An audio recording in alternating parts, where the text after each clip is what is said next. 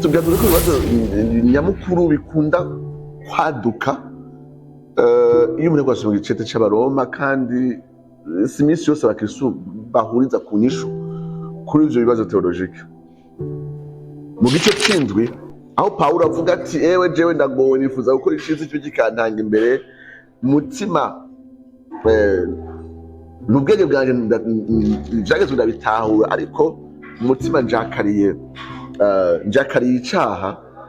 Mbega aya majambo Pawulo avuga mu gice c'indwi ayavuga nk'uwizera canke nk'utizera?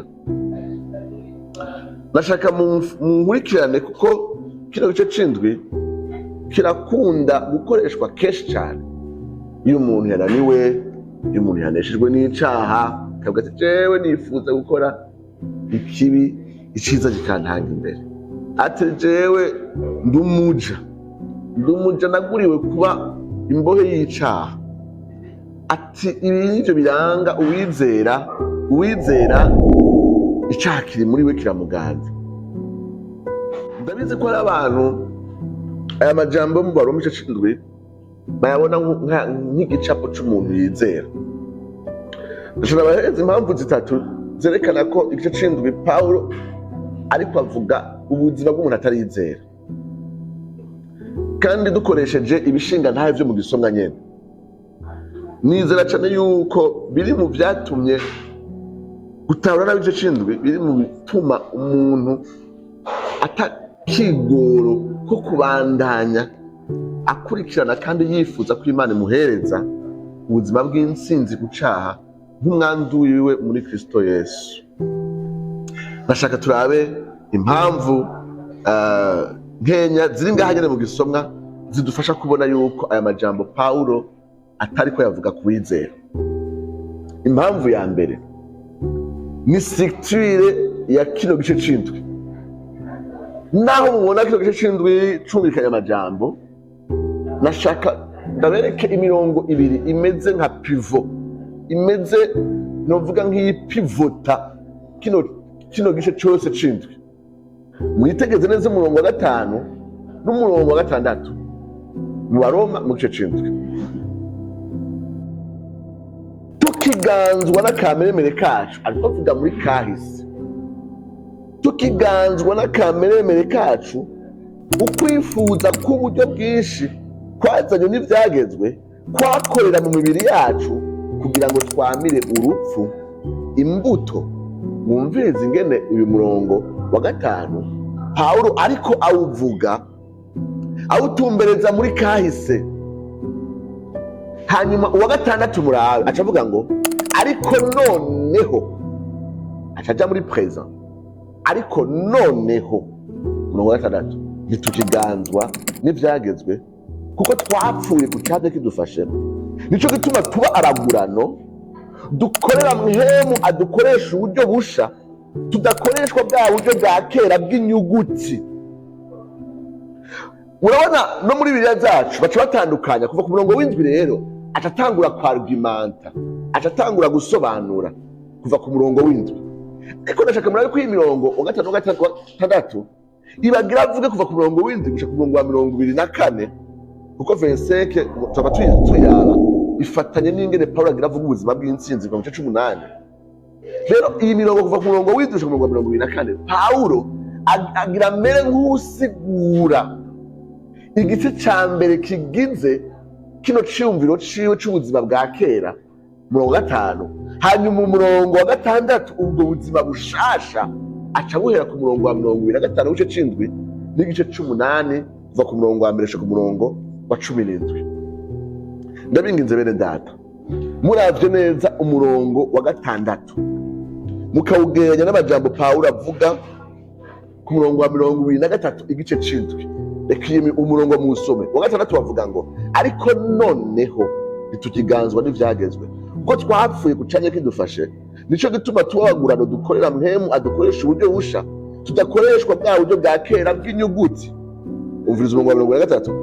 Ariko mbona ikindi kingera kiri mu mubiri wanje kigwanye ikingera cyo mu mutima wanje, kikafatira miri kuganzwa n'ikingera kiri mu mubiri wanje, ikingera c'icaha. Ewe jewe ndagowe. Urabona yuko uyu murongo wa 6 ntujanye n'ingene Pawulo ahetse igice c'indwi, kuko Pawulo nk'uwizera n'ubuzima bw'intsinzi bufatanye n'ukwizera atangura kwivuga mu gice c'umunani imirongo 17 ya mbere, harimo n'umurongo uheza wa 25 kuvuga ngo Imana ishimwe ku bwa Yesu Kristo umwami wacu. Nuko jewe njakare umutima wanje ivyagezwe n'Imana, ariko mukabekane njakare ikingera c'icaha. Hanyuma witi agaca avuga rero ubwo buzima bw'intsinzi ku mirongo 17 iza gukurikira. Muravye neza umurongo wa 5 n'umurongo wa 6. Umurongo wa 5 uvuga ubuzima bwa kera bwo kuba umuja w'icaha, kandi ivyagezwe bikarushiza gukabura gukangura icaha, ariko ntibiguhe kunesha icaha. Ako gace k'umurongo wa 5 rero aca vyagura kuva ku murongo w'indwi gushika ku mpera y'igice c'indwi. Ariko agace ka 6 kavuga ubuzima bw'intsinzi kandi buranga uwizera, aho yavuze ngo ariko noneho avyagura mu mirongo 17 y'igice c'umunani, aho avuga ubuzima bw'intsinzi biciye muri mpwemu yera. Rero ubwa mbere na mbere turavye iyo structure iratwereka neza yuko Pawulo ariko adevelopa ibintu bibiri, ariko abidevelopa mu bice bibiri. Mu gice c'umunani umurongo wa 17 adevelopa ubuzima bwa kubwo muri Kristo Yesu, bufatanye n'umurongo wa 6 yamaze kwenoza hejuru.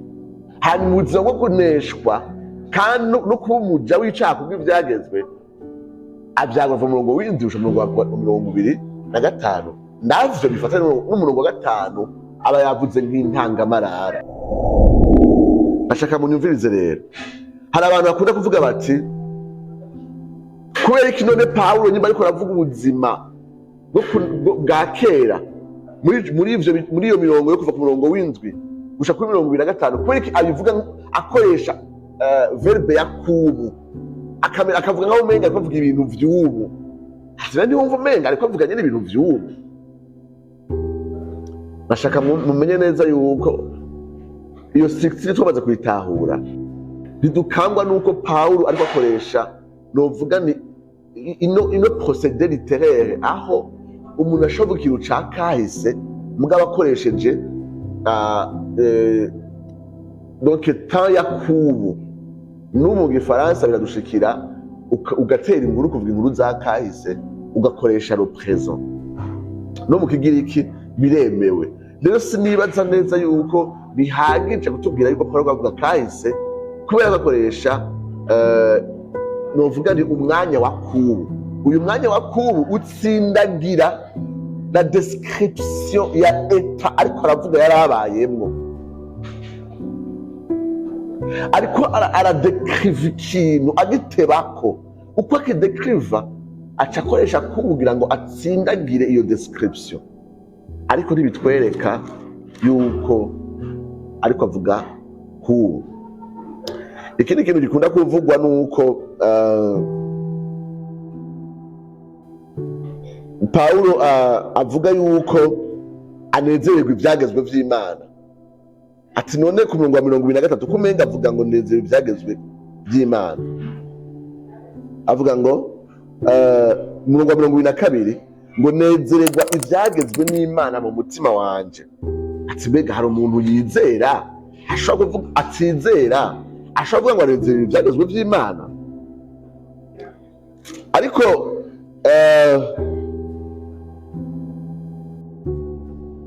turazi neza yuko Pawulo hari ahandi hantu akoresha amajambo asa nk'ayo, avuga yuko abisirayeli batarakizwa bafise umwete w'ivy'Imana. Abaroma 10, ariko avuga ku bisirayeli batarakizwa, avuga ngo nsengera abisirayeli ku Mana no kugira ngo bakizwe. Abaroma 10 umurongo wa 2 kabiri avuga ngo ndabashingira intahe yuko bafise ishaka ry'Imana. Ndabashingira intahe yuko bafise ishaka ry'Imana. Abaroma 10 ku murongo wa 2. Aba bantu ariko bavuga ko batarakizwa anabashingira intahe ko bafise ishaka ry'Imana.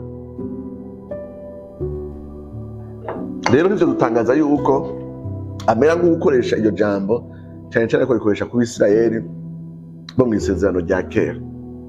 Ngena baheze indi mpamvu ya kabiri ikwiye gutuma twizera yuko igice c'indwi c'abaroma Pawulo ariko avuga ubuzima yarabayeho imbere yuko akizwa akijakariye ivyagezwe. Bashaka murabe neza muri kino gice c'indwi nta na hamwe akoresha ijambo mpwemu yera, biratangaje cyane. Ariko avuga ubwo buzima bw'intambara yiwe n'icaha, ariko nta na hamwe avuga kuri mpwemu yera igice cyose c'indwi. Ageze mu gice c'umunani kuva ku murongo wa mbere gushika ku murongo wa 17 avuga mpwemu yera incuro 15. Gerageza mwiyumvire iyi mirongo yacu y'abaroma c'indwi ku murongo w'indwi gushika kuri 25 hamwe n'abaroma 8 rimwe gushika ku 17 ni mirongo ihakwa kungana. Hamwe ntavuga mpwemu yera na rimwe, ahandi abuvuga incuro 15. Bene data, bibuke yuko muri 18 nyene avuga ati udafise mpwemu yera na Kristo ntaba ari uwiwe. Uyu muntu ariko adekriva gutya avec toute l'absence, atavuze na gatonya mpwemu yera, uyu muntu yaravutse ubwa kabiri. Mugabo arabatanye kuvuga mu gice 18 avuga ati erega abari muri Kristo Yesu nta rubanza rubatsinda, muganiro ntibatsindanishijwe gusa, ariko bahawe na mpwemu yera ngo abakize ikibagera c'icaha n'icurupfu. Ashaka kuvuga no ministeri ya mpwemu yera mu buzima bw'uwizera kuva ku murongo wa mbere gushika ku murongo wa 17. Tugaje gutandukana hagati ya bino bice bibiri, turabona yuko hamwe ko avuga uwizera afise mpwemu yera, handi ko avuga uwutizera adafise mpwemu yera.